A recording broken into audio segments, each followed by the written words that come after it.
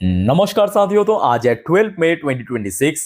दोस्तों, आज बाजार के बारे में हो या पोर्टफोलियो के बारे में हो, जितना कम कहो उतना ही बढ़िया। चलिए, उससे बढ़िया है कि हम कल यानी बुधवार बाजार के बारे में थोड़ा सा आलोचना करते हैं। तो रिक्वेस्ट करूंगा आप सभी को, प्लीज़ वीडियो को बिना स्किप के पूरा अंत तक जरूर देखिएगा।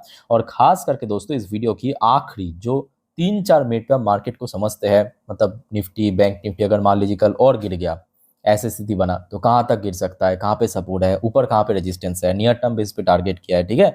सब कुछ हम डिटेल में चर्चा करेंगे, तो मिस मत करना आखिरी 3-4 मिनट इस वीडियो की।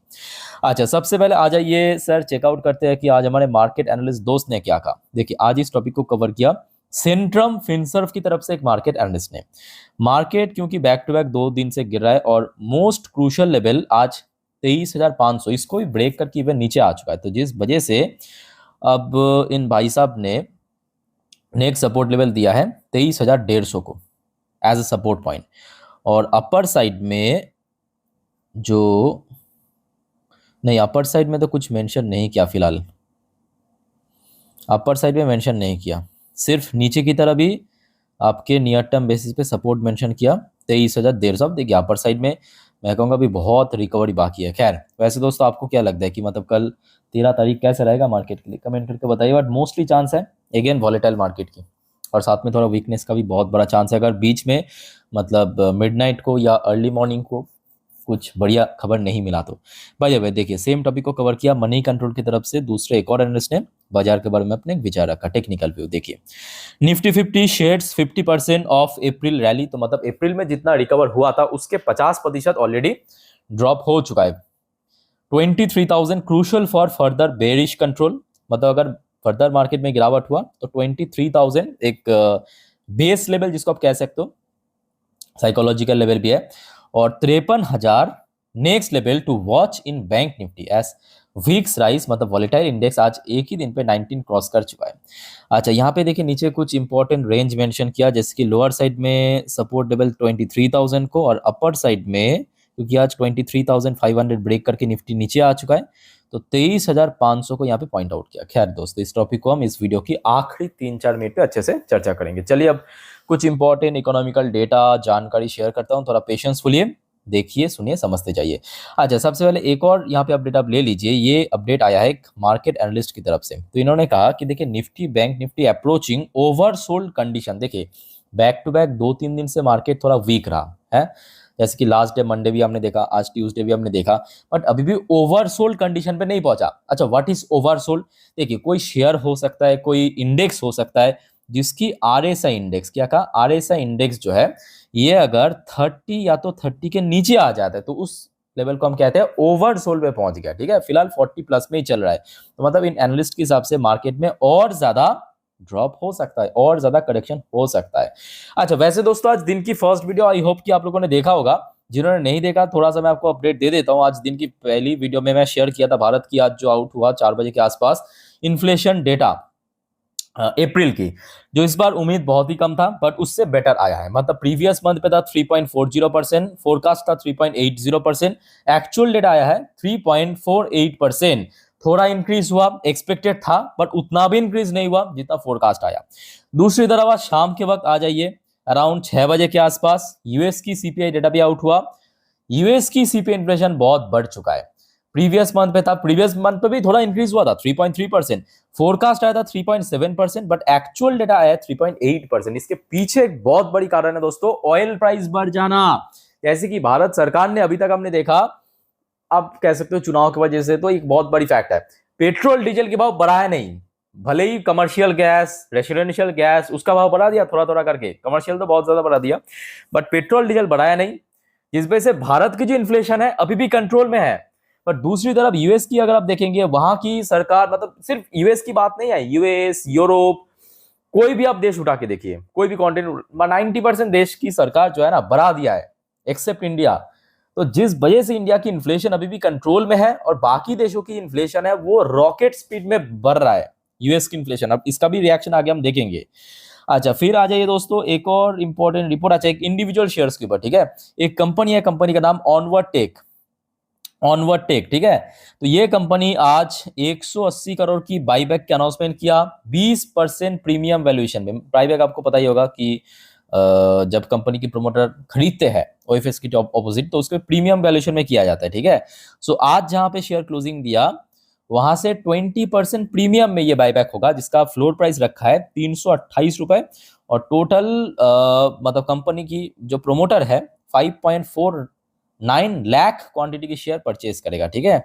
अच्छा, फिर आ जाइए एक और इंपॉर्टेंट रिपोर्ट मूडीज की तरफ से, प्रेजेंट सिचुएशन के ऊपर बेस करके 2026 की जो भारत की ग्रोथ की फोरकास्ट, जीडीपी की फोरकास्ट कट किया है, 6% कर दिया। पहले किया था 6.8%, आज की डेट में 0.8% कम करके 6% की प्रेडिक्शन दिया है। बट मैं कहूंगा ये सब देखिए सिचुएशनल है, क्योंकि आज स्थिति थोड़ा सा डिफरेंट है। हो सकता है कि अब देखिए 2 महीने बाद क्या होगा किसी को पता नहीं है, हो सकता है कि 2 हफ्ता बाद ही सब कुछ बढ़िया हो जाए, सब कुछ बदल जाए, ऐसा भी तो हो सकता है ना। क्योंकि देखिए आज से ठीक 3 महीने पहले की बात है, जनवरी फरवरी पे किसी को पता नहीं था कि ये जो वॉर है, हाँ वॉर शुरू हो सकता था, ये सबको ऑलमोस्ट पता था जिनको भी जियोपॉलिटिक्स में इंटरेस्टेड है। बट इतना लंबा खींच जाएगा ये किसी को पता नहीं था, है ना। तो खींच गया है, अब देखने आगे क्या होता है, बट ये सब सिचुएशनल है मेरे हिसाब से। अच्छा, नेक्स्ट आ जाइए भारत की फाइनेंस मिनिस्ट्री की तरफ से एक important report, state banks record all time high net profit of rupees 1.98 lakh crore in financial 26 की डेटा प्रेजेंट किया है। मतलब भारत की जो पब्लिक सेक्टर बैंक है या सरकारी बैंक की नेट प्रॉफिट फाइनेंशियल 26 में 1.98 लाख करोड़ पे पहुंच चुका है, जो कि ऑल टाइम हाई। अच्छा, नेक्स्ट रिपोर्ट दोस्तों आ जाइए सरकार की तरफ से एक इंपॉर्टेंट जानकारी, स्मार्टफोन टेम्पर्ड ग्लास। ये जो आप लोग स्मार्टफोन यूज करते हो, मैं यूज करता हूं, उसका जो ऊपर टेम्पर्ड ग्लास हम लगाते हैं ना, ताकि जो मेन डिस्प्ले उसको हम प्रोटेक्ट कर सके, वो जो टेम्पर्ड ग्लास है ना, आज की डेट में 90% दोस्तों भारत चाइना से इंपोर्ट करते हैं, मतलब चाइना से आते हैं मेनली, ठीक है। अब देखा गया है कि चाइनीज जो टेम्पर्ड ग्लास है ना, उसका जो क्वालिटी देखिए, प्राइस बहुत कम है, प्राइस बहुत कम है, आपको 50-100 रुपए में तो मिल जाएगा वैसे ही, मतलब लोकल मार्केट में। अगर आप थोड़ा क्वालिटी प्रोडक्ट खरीदने जाएंगे तो 200-250-300 रुपए में मिल जाएगा कोई भी स्मार्टफोन की टेम्पर्ड ग्लास की प्राइस, बहुत चीप होता है। बट बात उस वो नहीं है, बात ये है कि क्वालिटी बहुत सस्ता हो, मतलब क्वालिटी बहुत चीप होता है, ठीक है। प्राइस चीप होने के साथ साथ क्वालिटी भी चीप होता है। तो यहाँ पे सरकार शायद बाहर से इंपोर्ट जो है ना उसको कर्व कर सकता है, या आप कह सकते हो कि थोड़ा कुछ रेस्ट्रिक्शन लगा सकते हैं, ताकि भारत की जो टेम्पर्ड ग्लास मेकर है, भारत में भी बहुत सारे कंपनी बनाते हैं टेम्पर्ड ग्लास, ठीक है, क्योंकि उसका क्वालिटी थोड़ा बेटर है और उसके बिजनेस में इंपैक्ट ना पड़े, उस वजह से देखिए स्मार्टफोन टेम्पर्ड ग्लास इंपोर्ट्स में soon face curb as government moves to tighten quality rules. तो कुछ रेस्ट्रिक्शन यहाँ पे सेट कर सकता है सरकार, अभी किया नहीं है, बट इसके ऊपर मिलेगा तो मैं आपको जरूर इन्फॉर्म कर दूंगा। अच्छा, नेक्स्ट आ जाइए भारत की यूनियन मिनिस्टर पीयूष गोयल साहब की तरफ से एक और जानकारी, इंडिया ओमान एफटीए, भारत और ओमान के बीच free trade agreement likely to come into force from 1 June. बहुत सही है, बहुत बढ़िया। चलो, ये एक और एफटीए दोस्तों कंडक्ट होने जा रहा है। अच्छा, एक और बात दोस्तों याद रखना, कल 13 तारीख, वैसे देखिए आज 12 तारीख में जितने भी वाइटल कंपनी की रिजल्ट आउट हुआ था मैं दे चुका हूँ, होप कि आप लोगों ने देखा, नहीं देखा तो एक बार चेकआउट करके जरूर आना, ठीक है। पिछले 3 वीडियो में दे चुका हूँ। कल 13 तारीख भाई एक से बढ़कर एक कंपनी की रिजल्ट आउट होगा, फटाफट आप नाम नोट कर लीजिए, जैसे कि Bharti Airtel, Cipla, Crompton, DLF, Hindustan petroleum, Kaynes technology, TVS motor, PFC, Tata motor, मतलब आपके टीएमसीवी कमर्शियल, ये सब कंपनी दोस्तों कल रिजल्ट आउट करेगा। इसके अलावा और भी कंपनी है, बट मेनली ये कंपनी जो इंपॉर्टेंट कंपनी, ठीक है। तो आते ही मैं आपको इन्फॉर्म कर दूंगा। सिर्फ आपको दोस्तों एक ही रिक्वेस्ट करूंगा, चैनल को प्लीज फटाफट अभी सब्सक्राइब कर लीजिए, बाद में आप लोग भी भूल जाते तो आपको भी अच्छे से पता है ना, बाद में लोग वैसे ही भूल जाते हैं, अभी फटाफट कर लीजिए सब्सक्राइब। और ये जो 4 वीडियो मैं ऑलरेडी दे चुका हूँ इस दिन की, सारे कल बाजार के लिए इंपॉर्टेंट है, चेकआउट करके जरूर आना। खास करके लास्ट वीडियो, यहाँ पे मैं जो सरकार आज की डेट में रॉयल्टी जो फी उसको कट किया है उसको भी जानकारी दिया हूँ एक पर्टिकुलर चीज के ऊपर, ठीक है, वो देख के जरूर आना। अच्छा, अब आ जाइए दोस्तों यूएस मार्केट की हालचाल देख लेते हैं। वैसे तो इन्फ्लेशन काफ़ी बड़ा है यूएस में। अच्छा, डॉ जोन्स की पोजीशन देखिए, अभी यूएस में लोकल टाइम दोपहर 12:50 पे डॉ जोन्स शुरू में जितना गिर गया था ना, अभी बहुत हद तक रिकवर कर चुका है, मतलब शुरू में जितना गिरा था वहां से लगभग ½ % के आसपास तो रिकवर कर चुका है। लेट्स सी आगे क्या होता है, क्योंकि अभी देखिए रिकवरी तो हो रहा है, बट कभी भी फिर से पटक सकता है। पर दूसरी तरफ नैस्डैक कंपोजिट की पोजीशन बहुत वीक चल रहा है, और मैं कहूँगा देखिए ये शॉकिंग बात नहीं है, क्योंकि नैस्डैक इतना चल गया था ना, इतना चल गया था, मतलब मैं निफ्टी फिफ्टी के साथ तो कोई कंपेयर ही नहीं कर रहा हूँ। मैं अगर सिर्फ डॉ जोन्स के साथ ही कंपेयर करूँ ना, आप यहाँ पे देख पाएंगे डॉ जोन्स की पोजीशन पिछले एक महीने, यहाँ पे आप एक महीने की चार्ट देखेंगे, एक महीने पे कितना 2.79% के आसपास गेनिंग दिख रहा है। वैसे ही अगर आप नैस्डैक की देखेंगे, ये देखिए एक महीने पे कितना 11% के आसपास गेन, वो भी आज इतना ड्रॉप होने के बावजूद भी। तो आप समझ पा रहे हो कि नैस्डैक में एक्चुअली बहुत चल गया था, actually tech companies, IT stock सब लिस्टेड है आपके नैस्डैक में, जिस वजह से अभी 2% नीचे आ रहा है। वैसे भी आज इंडियन मार्केट भी हमने देखा कि आईटी कंपनीज में गिरावट था, और मेन मुद्दा तो दोस्तों वही घूम फिर के ब्रेन क्रूड की प्राइस, जो भारत 90% बाहर से इंपोर्ट करते हैं, और यही कहीं ना कहीं भारत के लिए नुकसान पहुंचा रहा है। ब्रेन क्रूड याद रखना, मैं आपको इसके पहले भी संडे से बार बार कह रहा हूं, ब्रेन क्रूड की भाव जब तक ना $100 पर बैरल, अगेन मैं आपको बार बार जोर गले से कह रहा हूं, अगर $100 पर बैरल या तो उसके नीचे नहीं आया, देखिए मार्केट हो सकते थोड़ा बहुत रिकवर करेगा बट फिर से गिरेगा, ऐसा ही चलता जाएगा। तो सबसे पहले क्रूड ऑयल की प्राइस को नीचे आना चाहिए, और क्रूड ऑयल की प्राइस कब नीचे आएगा, तब ये जब ये दो खचरा, एक ईरान दूसरा यूएस, ये लड़ना बंद करेगा, तभी आएगा, तभी पॉसिबल है। ठीक है, तो लेट्स सी क्या होता है। बट अभी भी आप देख सकते हो कल भी ऊपर पहुंच गया था, अभी भी लगभग 3.5% के आसपास ऊपर $107 पर बैरल पे चल रहा है क्रूड ऑयल की प्राइस। और ऑयल बढ़ेगा मतलब उसके अगेंस्ट में आपके जो गोल्ड है, सिल्वर, ये गिरेगा। गोल्ड आप देख लीजिए 1% नीचे चल रहा है, सिल्वर की बात करें फिर भी उतना नीचे नहीं है, वही 1% के आसपास। अच्छा, इंडियन करेंसी की वैल्यूएशन लाइफ टाइम लो पे चल रहा है, लाइफ टाइम लो, और बहुत जल्दी इंडियन रुपी जो है 96 हिट करने वाले हैं डॉलर के अगेंस्ट में। आज ऑलमोस्ट पहुंच गया था, ऑलमोस्ट पहुंच गया, देखिए ये देखिए शाम के वक्त 95 पॉइंट दिख रहा है ना आपको साफ, 95.87 पे पहुंच गया था, ऑलमोस्ट पहुंच गया था। अच्छा, अब आ जाइए कुछ इंडियन कंपनी की पोजीशन देख लेते हैं, जैसे कि विप्रो एडीआर वर्शन 0.26% नीचे चल रहा है। अच्छा, इन्फोसिस की एडीआर वर्शन लगभग 2% के आसपास नीचे। आईसीआईसी बैंक की एडीआर वर्शन 1.40% नीचे। वैसे आज मार्केट में भी गिरावट हुआ ये सब शेयर्स में। एचडीएफसी बैंक की एडीआर वर्शन लगभग 0.37% नीचे चल रहा है। तो थोड़ा थोड़ा करके सारे एडीआर वर्शन नीचे ही है मोस्टली। आइए अब थोड़ा सा गिफ्ट निफ्टी की पोजीशन चेक करते हैं। देखिए एक बार मैं आपको रिफ्रेश करके दिखाता हूँ, जस्ट अ मिनट। देखिए अभी ये वीडियो मैं रिकॉर्ड कर रहा हूँ एग्जैक्टली रात 10:23 पे। दोस्तों नोट करना, रियल टाइम डेटा, ठीक है। तो ये मैं आपको जो अपडेट दे रहा हूँ ये रात की अपडेट है। 23,335 पॉइंट पे चल रहा है गिफ्ट निफ्टी, मतलब आज दोपहर को जब इंडियन मार्केट क्लोज हुआ था उस टाइम पे जो गिफ्ट निफ्टी की क्लोजिंग पोजीशन था, याद रखना उसके हिसाब से 89 पॉइंट फिलहाल नीचे चल रहा है। अब देखिए कल सुबह होते होते अलग भी हो सकता है, मतलब बदल भी तो सकता है ना, अच्छा भी हो सकता है बुरा भी हो सकता है। सो कल सुबह आप लोग मेरे इंस्टाग्राम स्टोरी चेक कर लेना, वहां पे मैं सुबह की गिफ्ट निफ्टी की फ्यूचर, डॉ जोन्स की फ्यूचर, नैस्डैक की फ्यूचर की अपडेट दे दूंगा, जिसका लिंक आपको इस वीडियो के नीचे डिस्क्रिप्शन बॉक्स में मिल जाएगा। तो क्या होगा कि आप कंफर्म हो जाएंगे कि हाँ सुबह माहौल ऐसा है तो मार्केट कुछ इस प्रकार की ओपन हो सकता है। जैसे कि आज भी आपको मैं दे दिया था, जो लोग देखा था उनको तो पता है, आज भी दे दिया था, सुबह ही गिफ्ट निफ्टी की फ्यूचर नीचे ही चल रहा था कुछ पॉइंट, ठीक है। तो ये तो कंफर्म था कि आज वीक ओपनिंग होगा। ऊपर से क्रूड ऑयल की प्राइस अगर इतना बढ़ेगा तो रिकवर होने का तो चांस नहीं है। अच्छा, वैसे आज दोस्तों सरप्राइजिंगली मैं कहूंगा, क्योंकि मार्केट इतना बुरा था, पर सरप्राइजिंगली एफआईएस की आज उतना मतलब बिकवाली नहीं हुआ। एफआईएस ने आज बेचा है सिर्फ 1,959 करोड़ की शेयर सिर्फ।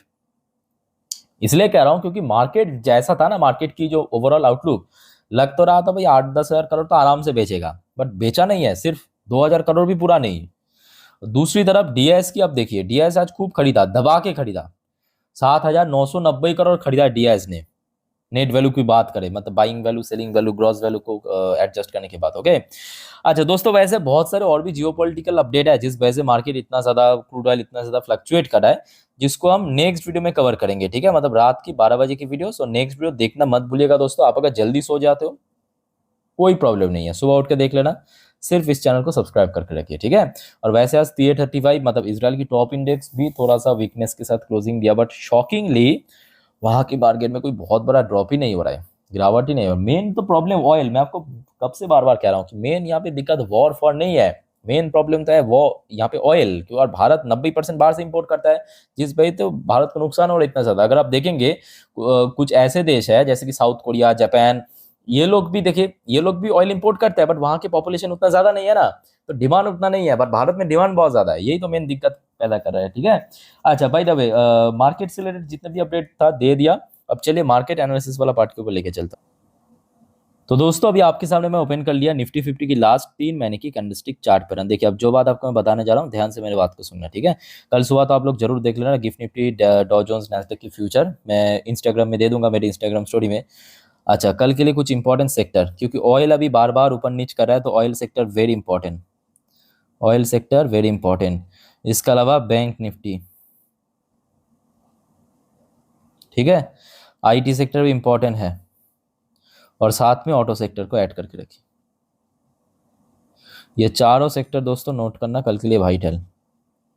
अच्छा अब आ जाइए फटाफट हम थोड़ा सा डिस्कशन करते हैं चार्ट पैटर्न को। यहाँ पे आप देख सकते हो एक दिन की चार्ट पैटर्न, मतलब यहाँ पे हर एक कैंडल एक एक दिन को रिप्रेजेंट करा है। अच्छा भाई दे भाई, अब तो कुछ दिन पहले जो ये जो दो इंडिकेटर्स था, ब्लू कलर की लाइन रेड कलर की लाइन, इन दो इंडिकेटर्स के ऊपर पहुंच गया था। आज आज नहीं लास्ट डे नीचे पहुंच गया था, आज तो बहुत नीचे पहुंच गया इसके, ठीक है।